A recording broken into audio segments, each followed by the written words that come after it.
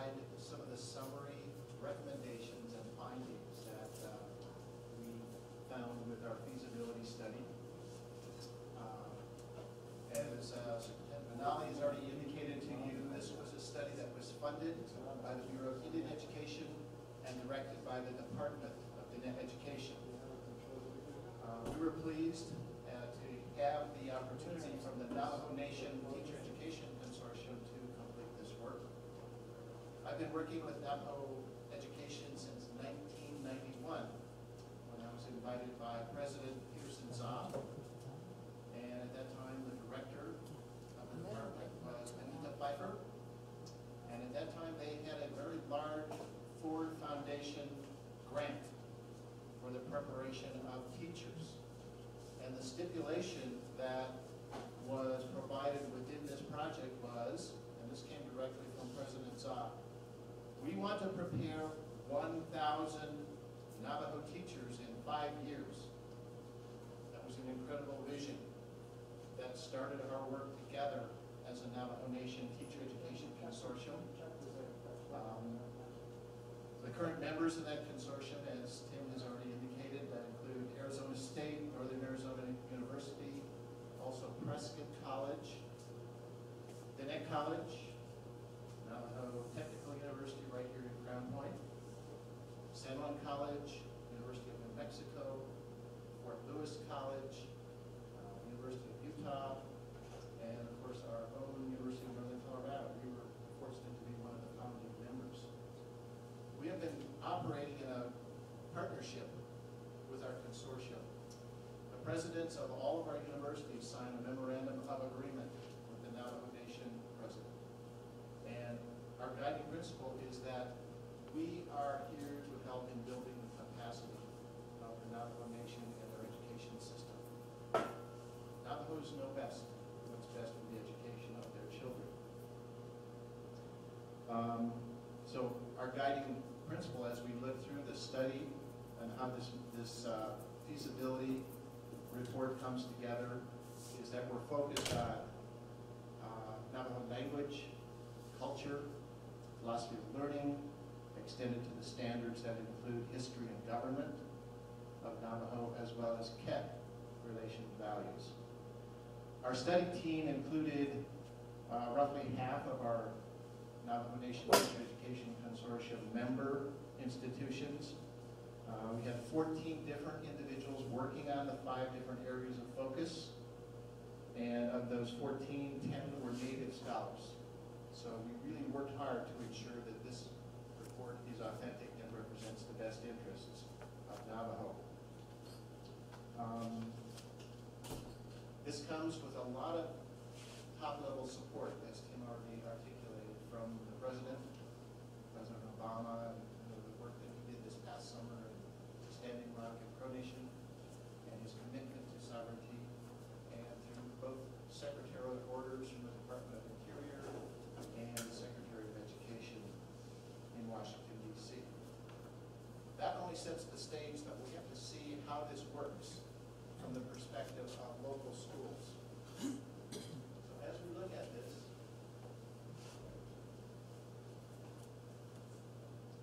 we want to be real clear from the beginning what the purpose of our study was.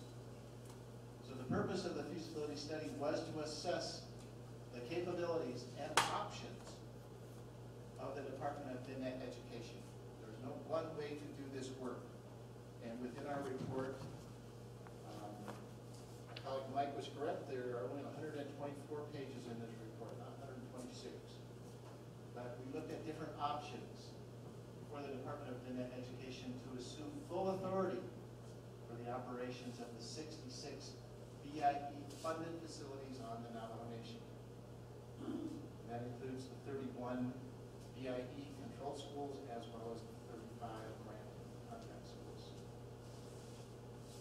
So the study examined the means of optimum delivery of education and support services to the children, staff, communities, and stakeholders on Navajo land. As has already been mentioned, and as you can see in your executive summary, we focused on the areas of governance, looking at different options for governance that preserve that strong Navajo style relationship values that make schools and communities so special. Funding. And the two systems that we noticed that provided the greatest guidance were the Hawaii Department of Education. That is the one state among all 50 that operates as a single state education agency and also serves as a local education authority. We looked at human resources by comparing the current procedures and practices from the Bureau of Indian Education system that tracks up through the Bureau of Indian Affairs, through the Department of Interior. Having worked with the Department of Interior and the BIA over the years, you know how complicated that system is. So our challenge was to find how that aligns with the systems and the procedures within the Navajo Nation. We also looked at curriculum. The curriculum that again is that Dine, education philosophy and approach, language and culture, history, government, and CAP, and the work.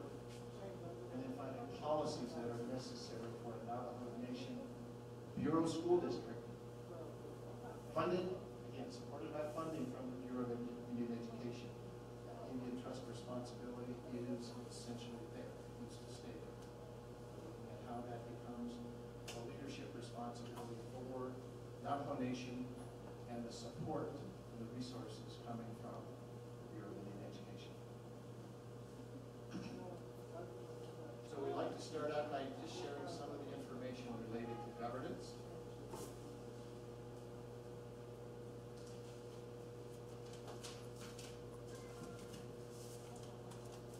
And as you'll note in our summary, much of the authority for this is established through Public Laws 100-297 and Public Law 93-638. But most importantly, the guiding principle for governance comes from Title 10 of the Navajo Nation Code. That's the important determinant in looking at governance and how we can develop the working principle for governance that has central authority coming from the Navajo Nation, not the United States Department of Education or Department of Interior, but that clear message of sovereignty and self-determination and how that works best within the relationship values, the kept values of Navajo people. So the recommendation that we provided is that the Department of Education assume a single grant option that would start with all 31 of the Bureau of Indian Education operated schools. The 35 grant schools would be phased in later years on a case-by-case basis. Our intent is that we want to study the most successful schools and use them as models for successful governance. The advantage of this option is that currently BIE school boards are advisory. So it would not be a major issue for governance to move local boards from BIE advisory status to Navajo Nation Board of Education advisory status. A third major recommendation is that the Navajo Nation Board of Education and the Department of Education would set policies and determine which applicants are qualified, just as the Bureau of Indian Education currently does.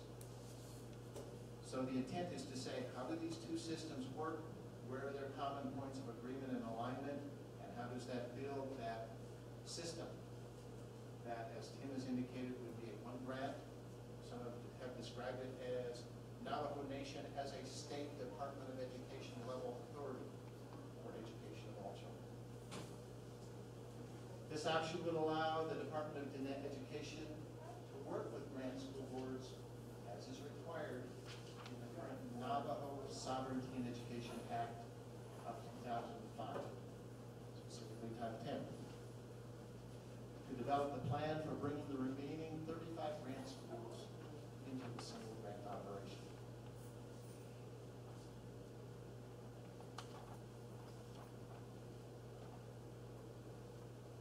key components that support effective governance of Navajo Nation schools and communities.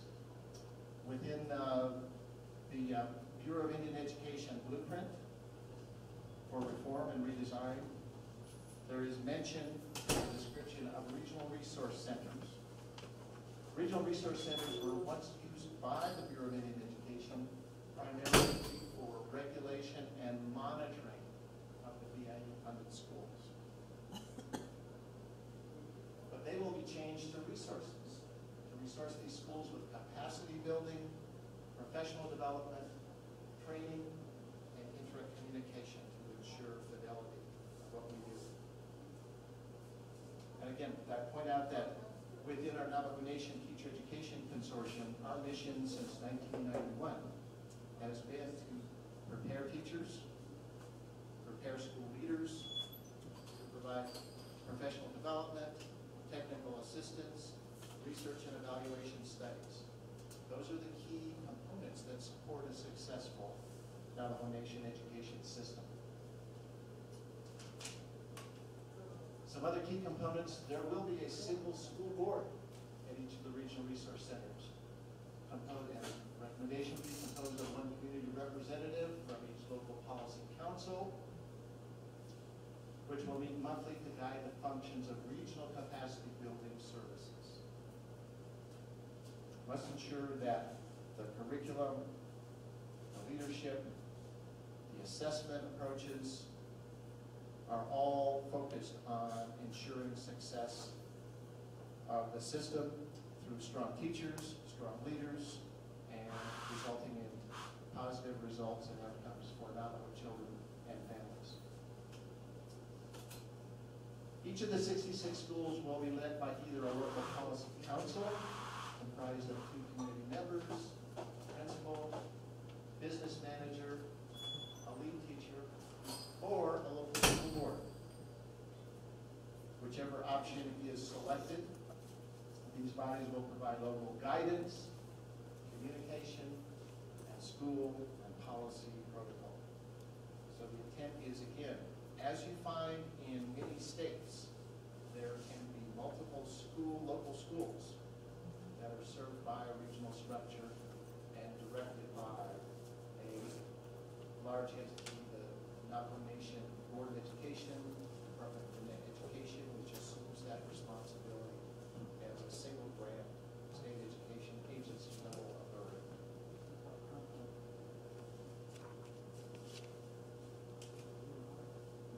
It's always, a picture is always worth 1,000 words. And within our report, we did provide organizational charts, but rather than getting into details of organizational charts, we thought it was more helpful to provide a networking chart that show how these relationships can work to be most effective.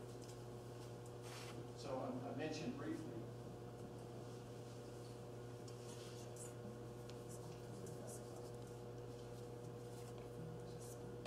you notice the networking responsibilities over in the box on